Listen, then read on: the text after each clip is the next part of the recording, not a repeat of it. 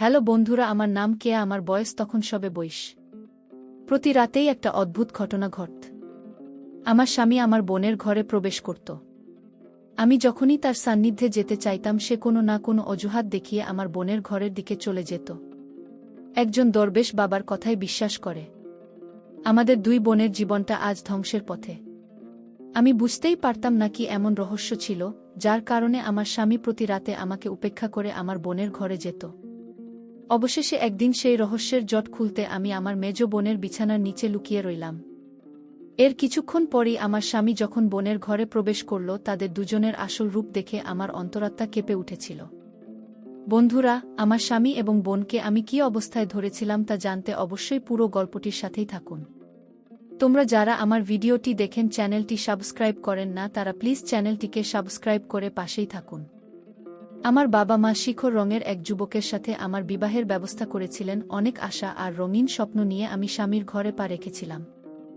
ভেবেছিলাম স্বামীর অফুরন্ত ভালোবাসা পাব। কিন্তু প্রতি রাত গভীর হলেই আমার স্বামী আমাকে ছেড়ে আমার মেজ বোনের কক্ষে চলে যেত। আমি জানতাম না বোনের ঘরে গিয়ে সে কি এমন করত। আমার বোনের বয়স তখন। অফিস তার খুব ইচ্ছে ছিল সরকারি চাকুরি করার। তাই বাবাকে সাফ জানিয়ে দিয়েছিল যে চাকরি না পাওয়া পর্যন্ত সে বিয়ে করবে না। এ কারণে বাবাও তাকে জোর করতে পারেননি। তাই আমার বিয়েটা আগে দিয়েছিলেন। আসলে বয়সে আমি বোনের চেয়ে ছোট হলেও আমার শারীরিক গঠনের কারণে আমাকে তার চেয়ে বড় দেখাত। অনেকেই বুঝতে পারত না যে আমি তার ছোট বোন। কিন্তু আমার বোন ভীষণভাবে নিজের যত্ন নিত। তাকে দেখে বোঝার উপায় ছিল না যে তার বয়স 24। তাকে 16-17 বছরের তরুণী বলেই মনে হতো এবং সে দেখতেও খুব সুন্দরী ছিল। আমার স্বাস্থ্যবান চেহারার কারণেই হয়তো বাবা মা দ্রুত আমার বিয়েটা দিয়ে দিয়েছিলেন। কারণ আমাকে দেখে 26-27 বছরের যুবতী মনে হতো। বিয়ের পর যখন স্বামীর বাড়ি এলাম, তখন আমাদের প্রথম রাতেই আমার স্বামী আমাকে ভরপুর ভালোবাসা দিয়েছিল। তার সেই ভালোবাসায় আমার মন বিশ্বাস করে নিয়েছিল যে সে আমাকে সত্যিই অনেক ভালোবাসে। বিয়ের 2 দিন পর আমার স্বামী নিজে থেকেই আমাকে বাবার বাড়ি নিয়ে যায় এবং আমরা সেখানে 3 দিন ছিলাম।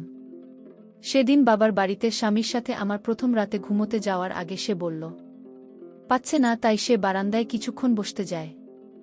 আমি তাকে বললাম, ঠিক আছে, তুমি বাইরে কিছুক্ষণ কাটাও, আমি ঘুমিয়ে পড়ছি। প্রায় আধ ঘন্টা পর বারান্দার দিক থেকে হাসির আওয়াজ ভেসে এল। সেই শব্দ শুনে আমি ঘর থেকে বেরিয়ে এলাম। প্রথমে দেওয়াল ঘড়ির দিকে চোখ পড়তেই দেখি রাত 2টা বাজে। এরপর বারান্দায় গিয়ে যা দেখলাম তাতে অবাক না হয়ে পারলাম না। আমার স্বামী আমার বোনের সাথে বসে হাসি ঠাট্টায় মেতে উঠেছিল এবং দুজনের হাতি কফির মগ ছিল। সেই মুহূর্তে আমার স্বামী আমার বোনকে যে কথাগুলো বলছিল আমি আড়ালে দাঁড়িয়ে সব শুনছিলাম। আমি বুঝতে পারছিলাম যে কথাগুলো সেই ঠাট্টার ছলেই বলছিল। আমার স্বামী তখন বোনকে বলছিল, রাখি, যদি বিয়ের আগে তোমার সাথে আমার দেখা হতো তাহলে আমি তোমাকেই বিয়ে করতাম। এই ধরনের কথা বলে তারা দুজনেই হাসাহাসি করছিল। তাদের কথা শুনে আমিও হাসি আটকাতে পারলাম না এবং তাদের আড্ডায় যোগ দিলাম। এভাবেই দিনগুলো বেশ আনন্দেই কাটছিল। আমার স্বামী আমাকে ভীষণ ভালোবাসত। এমনকি প্রায়শই সে আমাকে আমার বাবা মায়ের সাথে ও বোনের সাথে দেখা করানোর জন্য বাবার বাড়ি নিয়ে যেত। আমি মনে মনে ভাবতাম আমার স্বামী কত ভালো, সে আমার মনের অনুভূতিগুলো কতটা বোঝে। কারণ বিয়ের পর একটা মেয়ের শ্বশুরবাড়িতে নিজেকে একা মনে হয় এবং প্রায়ই বাবা মায়ের কাছে যেতে ইচ্ছে করে। আমার স্বামী এই বিশ্বাসটা বুঝত এবং আমার প্রতি তার এই যত্ন দেখে আমি খুব খুশি হতাম।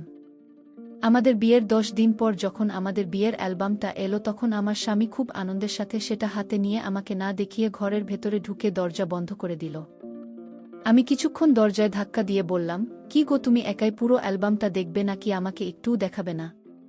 মিনিট 5 পর সে ঘর থেকে বেরিয়ে এসে আমাকে বলল, কেয়া, এই অ্যালবামটা যদি আমরা তোমার বাবার বাড়িতে গিয়ে সবার সাথে মিলে দেখি তাহলে কেমন হয়? স্বামীর এই প্রস্তাব শুনে আমি তো খুশিতে রাজি হয়ে গেলাম।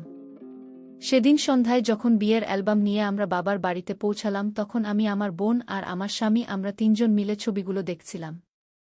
এদিকে আমার শ্বশুরবাড়িতে আমি, আমার স্বামী আর শ্বশুরমশাই ছাড়া কেউই ছিল না। আমার স্বামী তার বাবা মায়ের একমাত্র ছেলে। আমার শ্বশুর যেমন তাকে ভালোবাসতেন, আমাকেও ঠিক ততটাই স্নেহ করতেন। আমি আমার শ্বশুরের মতো একজন ভালো মানুষকে বাবার আসনে পেয়ে জীবনে খুব সুখে ছিলাম। শ্বশুরবাড়িতে 1 সপ্তাহ থাকার পর আমার স্বামী আবার বলল যে সে আমাকে বাবার বাড়িতে নিয়ে যেতে চায় এবং সে নিজেও সেখানে 2-3 দিন থাকবে। এই কথা শুনে আমি আনন্দিত হলাম যে আমার স্বামী আমার সাথে আমার বাবার বাড়িতে কিছুদিন কাটাবে। বাবার বাড়ি গিয়ে আমরা তিনজন মিলে সারাদিন খুব আড্ডা দিতাম। আমি, আমার স্বামী আর আমার বোন। সেদিন আমার বোন কথায় কথায় আমার স্বামীকে বলেছিল যে আমাদের বাড়ির পাশে একটা দরগা আছে যেখানে একজন দরবেশ বাবা বসেন, এবং তার সব কথাই নাকি সত্যি হয়। আমার বোন সেই দরবেশ বাবার একজন অন্ধভক্ত ছিল। তিনি যা বলতেন আমার বোন তাই বিশ্বাস করত। আসলে আমার বোন পড়াশোনায় খুব ভালো ছিল এবং ভবিষ্যতে তার চাকরি পাওয়ার সম্ভাবনা আছে কিনা তা জানার জন্য সে প্রায়ই ওই দরবেশ বাবার কাছে যেত। আমার বোন যে পীর বাবার অন্ধভক্ত, এই কথাটা আমি আগেই আমার স্বামীকে বলেছিলাম। সেটা জানার পর আমার স্বামী আমাকেও বোনকে বলল, তোমাদের দরবেশ বাবার তো অনেক নাম ডাক শুনেছি, তাই আমিও একবার তার সাথে দেখা করতে চাই। আমার স্বামীর মতোই সেদিন আমরা তিনজনই পীর বাবার কাছে গেলাম। আমরা যখন পীর বাবার সামনে গিয়ে বসলাম তখন তিনি আমাকে ইশারায় বললেন যে আমাকে পাশের একটি দরগায় এক্ষুনি একটি চাদর চড়িয়ে আসতে হবে। বাবার কথা শুনে আমি বেশ অবাক হলাম, কারণ আমরা স্বামী স্ত্রী একসঙ্গেই সেখানে গিয়েছিলাম। তাহলে তিনি শুধু আমাকে একা কেন চাদর চড়াতে বললেন? এর পেছনের সত্যটা আমি অনেক পরে জানতে পেরেছি, এবং যখন জানতে পারলাম তখন আমার আর আমার বোনের জীবনটা প্রায় শেষ হয়ে গিয়েছিল। সেদিন পীর বাবার কথা শুনে যখন আমি আমার স্বামী আর বোনকে সেখানে রেখে চাদর চড়াতে গেলাম এবং ফিরে এলাম, তখন তাদের দুজনের মুখেই এক অজানা দুশ্চিন্তার ছাপ দেখতে পেলাম। আমরা তিনজন খুব আনন্দ নিয়েই দরগায় এসেছিলাম, কিন্তু যখন বাড়ি ফিরছিলাম তখন আমার স্বামী বা বোনের মুখে কোনো হাসি ছিল না। আমি তাদের কাছের কারণ জানতে চেয়েছিলাম, কিন্তু তারা আমাকে কিছুই বলল না। সেই দিন থেকেই আমার জীবনের সবকিছু যেন ওলটপালট হয়ে যেতে শুরু করে। দরগা থেকে ফেরার পরদিন যখন আমি স্বামীর সাথে শ্বশুরবাড়ি ফিরে এলাম, তার ঠিক পরের দিনই দেখি আমার বোন রোকসানা আমাদের বাড়িতে এসে হাজির। সে বলল সে নাকি কিছুদিন আমাদের সাথে থাকতে চায়।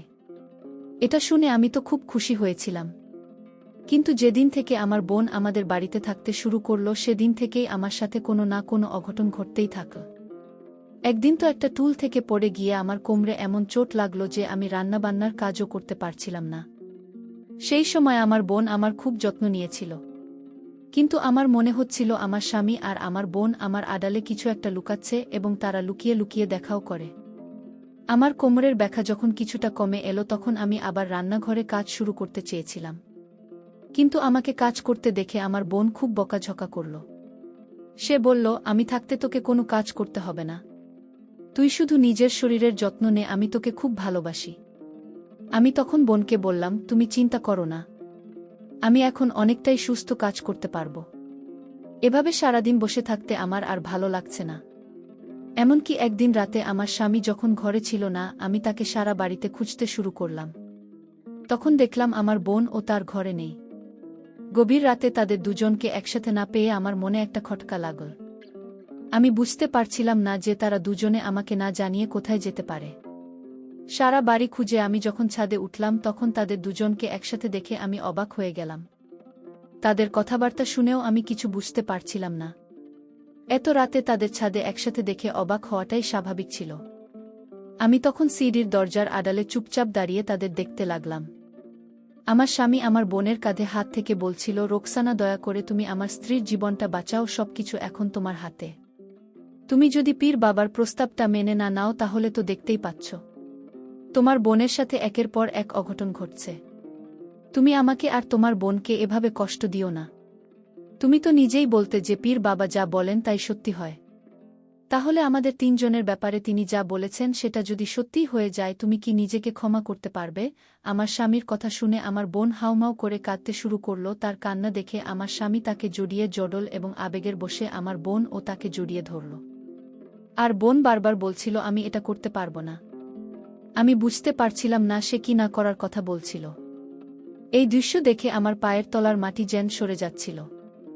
আমার বোন কেঁদে কেঁদে আমার স্বামীর সামনে বলছিল, দুলাভাই, আমি এত বড় একটা কাজ কিভাবে করতে পারি? ও তো আমার নিজের বোন, আমি যদি এটা করি তাহলে আমার বোনের কি হবে? আমার স্বামী তখন বোনের হাত ধুলে খুব নরম সুরে বলল, দেখো রোকসানা, অন্যর মঙ্গলের জন্য আমাদের অনেক সময় ত্যাগ স্বীকার করতেই হয়। তাদের কথাবার্তা শুনে আমি কিছুই বুঝতে উঠতে পারছিলাম না যে তারা আমার থেকে কি লুকাচ্ছে। আমার বোন আমার স্বামীর কথা মানতে রাজি হচ্ছিল না, আর আমার মাথায়ও কিছু ঢুকছিল না। পরের দিন সকালে আমার সাথে এমন এক দুর্ঘটনা ঘটল যে আমাকে হাসপাতালে ভর্তি হতে হলো। জাতের বিষয় নিয়ে স্বামীর সাথে কথা বলার সুযোগই পেলাম না। আসলে সেই সময় আমার স্বামী যখন দোকানে যাওয়ার জন্য তৈরি হচ্ছিল সে আমাকে আলমারি থেকে তার জামাটা বের করে দিতে বলেছিল। আমি তার কথামতো আলমারি থেকে জামা বের করতে যেতেই হঠাৎ করে সেই বিশাল কাঠের আলমারিটা আমার উপর হুডমুডিয়ে পড়ে গেল। এরপর আমি জ্ঞান হারিয়ে ফেলি। আমার কপালে মারাত্মক আঘাত লেগেছিল। আমি প্রায় 1 সপ্তাহ হাসপাতালে ভর্তি ছিলাম। 1 সপ্তাহ পর যখন আমি আমার মায়ের সাথে শ্বশুরবাড়ি ফিরে এলাম তখন যা দেখলাম তাতে আমার পায়ের তলার মাটি সরে গেল। আমার স্বামী আর আমার বোন ততদিনের সম্পর্কে জড়িয়ে পড়েছে। আমি হাসপাতালে থাকার সময় আমার বোনই পুরো বাড়িটা সামলেছিল। আমি হাসপাতাল থেকে ফিরে আসতেই আমাকে দেখি আমার স্বামী ভীষণ অবাক হয়ে গেল। সে আমাকে বলল, তুমি এখানে কি করছো? আমি অবাক হয়ে তাকে বললাম, আমি এখানে কি করছি মানে আমি আমার নিজের বাড়িতে ফিরে এসেছি। আমাকে দেখে কি তুমি খুশি হওনি? আমি 7 দিন পর বাড়ি ফিরলাম, তোমার তো আমাকে দেখে আনন্দিত হবার কথা ছিল। সময় আমার শ্বশুরমশাই ও বাড়িতে ছিলেন। তিনি আমাকে দেখে খুব খুশি হয়ে বললেন, বৌবা আজ তুমি 7 দিন পর বাড়ি ফিরে এসেছ। আমি খুব খুশি। আমার ঘরের লক্ষ্মী আবার ঘরে ফিরে এসেছে। কিন্তু যখন আমি ঘরের ভেতরে ঢুকলাম তখন আমার স্বামী যা বলল তা শুনে আমার মাথায় যেন আকাশ ভেঙে পড়ল। সে সবার সামনে আমার বোনের হাত ধরে বলল, সুমাইজা, আমি তোমাকে তালাক দিয়েছি, তাই আজ থেকে তুমি এখানে নয় তোমার বাবা মায়ের কাছে থাকবে, আর রোকসানাকে আমি নিজের স্ত্রী হিসাবে গ্রহণ করব, তাই সে আমার বাড়িতেই থাকবে। শুধু তাই নয়, আমাদের মধ্যে একটি সম্পর্ক স্থাপিত হয়েছে। আমি হতভম্ব হয়ে তার দিকে তাকিয়ে বললাম, তোমার কি মাথা খারাপ হয়ে গেছে? তুমি এসব বাবুল তাবুল কি বলছো? ঠিক সেই মুহূর্তে আমার শ্বশুর মশাই তার ছেলের গালে সজোরে এক থাপ্পড় মেরে বললেন, এটা কি ঠাট্টা করার সময়? বোমা এখনো পুরোপুরি সুস্থ নয়, আর তুই তার সামনে এই ধরনের বাজে কথা বলছিস? ছি! আমার বোন আমার কেঁদেই যাচ্ছিল, সে মাথা নিচু করে দাঁড়িয়েছিল। আমি আর সহ্য করতে না পেরে আমার বোনের কাছে গিয়ে জিজ্ঞাসা করলাম, আপু, আমার স্বামী যা বলছে তাকে সত্যি? আমার বোন তখন কেঁদে কেঁদে স্বীকার করল যে হ্যাঁ, এটা সত্যি, আমার অনুপস্থিতিতে তারা সম্পর্কে জড়িয়েছে এবং তারা বিয়েও করতে চায়। সবকিছু শোনার পর আমার বাবা মা সেখানেই তার বোনের সাথে সমস্ত সম্পর্ক ছিন্ন করে দিলেন এবং আমাকে তাদের সাথে বাড়িতে ফিরে আনলেন। নিজের চোখে সবকিছু দেখে আমি যেন একটা জীবন্ত লাশে পরিণত হয়েছিলাম। পরের দিন আমার স্বামী যখন সমাজের 10 দিন মানুষকে সাক্ষী রেখে আমার বোনকে বিয়ে করার প্রস্তুতি নিচ্ছিল এবং কাজী সাহেবও তাদের বিয়ে পড়ানোর জন্য প্রস্তুত ছিলেন, ঠিক তখনই আমি পুলিশ নিয়ে সেখানে হাজির হলাম। আসলে আগের দিন রাতে আমার বোন আমাদের বাড়িতে এসেছিল। যদিও আমার বাবা মা তাকে ঘরে ঢুকতে দিতে চাইছিলেন না, কিন্তু তার কান্নাকাটি আর অনুরোধে আমি বাবা মাকে বলেছিলাম তাকে একবার ভেতরে আসতে দিতে। তখন বোন আমাকে বলেছিল তারা নাকি আমার ভালোর জন্যেই বিয়ে করার সিদ্ধান্ত নিয়েছে। আমি যখন এর কারণ জানতে চাইলাম তখন সে বলল, যেদিন আমরা 3 জন পীর বাবার কাছে গিয়েছিলাম সেদিন পীর বাবা নাকি আমার স্বামীর আর বোনের হাত দেখে তাদের দুজনকে বিয়ে করার নির্দেশ দিয়েছিলেন। তিনি বলেছিলেন, আমার স্বামী যদি আমার বোনকে বিয়ে না করে তাহলে আমি নাকি খুব শীঘ্রই মারা যাব। পীর বাবার এই কথা শুনেও যখন আমার বোন রাজি হচ্ছিল না তখন আমার জীবন বাঁচানোর জন্য আমার স্বামী নাকি বোনের কাছে আমার প্রাণের ভিক্ষা চেয়েছিল। তাই আমার বোন সেই পীর বাবার কথা ও আমার স্বামীর অনুরোধে এই বিয়েতে রাজি হয়েছিল। কিন্তু সেদিন আমি আমার বোনের সব কথা শোনার পর যখন পুলিশ নিয়ে সেখানে গেলাম তখন আমার স্বামী আসল সত্যটা বলতে বাধ্য হল। আসলে বিয়ের আগে আমার স্বামী কখনো আমার বোনকে দেখেনি, কারণ সে হোস্টেলে থেকে পড়াশোনা করত। কিন্তু বিয়ের দিন যখন সে প্রথম আমার বোনকে দেখে, সেদিন থেকেই সে আমার বোনকে ভালোবেসে ফেলেছিল এবং তাকে পাওয়ার জন্য এই সমস্ত নাটক সাজিয়েছিল। আমার আর আমার বোনের মুখে পীর বাবার কথা শোনার পর থেকেই সে মনে মনে একটা ফোন দিয়েছিল। সে একদিন গোপনে পীর বাবাকে 3 লক্ষ টাকা ঘুষ দিয়েছিল, শুধু এটা বলার জন্য যে আমার জীবন বাঁচাতে হলে আমার বোনের সাথে আমার স্বামীর বিয়ে দিতে হবে। আমরা 2 ষড়যন্ত্রের কিছুই জানতাম না। আমার স্বামী সেই পীর বাবার সাথে মিলে আমাদের দুজনের জীবনটাই নষ্ট করে দিয়েছিল। আমার সাথে যে দুর্ঘটনাগুলো ঘটেছিল সেগুলোতেও আমার স্বামীরই হাত ছিল। সে আমার মৃত্যুর ভয় দেখি আমার বোনকে বোকা বানিয়ে এবং নিজের ইচ্ছে পূরণ করেছিল। শুধুমাত্র নিজের লালসা মেটানোর জন্য সে আমার বোনকে ব্যবহার করেছিল, কারণ সে জানত আমার বোন পীর বাবার সব কথা বিশ্বাস করে নিজের ছেলের ব্যাপারে সমস্ত সত্যিটা জানার পর আমার শ্বশুর মশাই নিজের হাতে তাকে পুলিশের হাতে তুলে দিয়েছিলেন। তিনি আমাদের দুজনকে বুকে জড়িয়ে ধরে বলেছিলেন, আজ থেকে তোমরাই আমার সবকিছু, তোমরা দুজনেই আমার সম্পত্তির মালিক হবে এবং আমার বাড়িতেই থাকবে। কারণ আমার ছেলের জন্যই তোমাদের দুজনের জীবনটা ভাবে নষ্ট হয়েছে। ওই ঘটনার কিছুদিন পর আমরা দুই বোনই গর্ভবতী হয়েছিলাম। আমার শ্বশুরমশাই এতটাই ভালো মানুষ ছিলেন যে তিনি নিজের ছেলের ভুলের জন্য লজ্জিত হয়ে তার সমস্ত সম্পত্তি আমাদের দুজনের নামে ভাগ করে দিয়েছিলেন। এখন আমি আর আমার বোন শ্বশুরবাড়িতেই থাকি এবং আমরা দুজনে মিলে আমার শ্বশুর মশাইয়ের খুব যত্ন নেই। কারণ তিনি সত্যিই একজন দয়ালু মানুষ। কিন্তু তার একমাত্র ছেলে যে এতটা নীচ মানসিকতার হতে পারে সেটা আমরা কল্পনাও করতে পারিনি।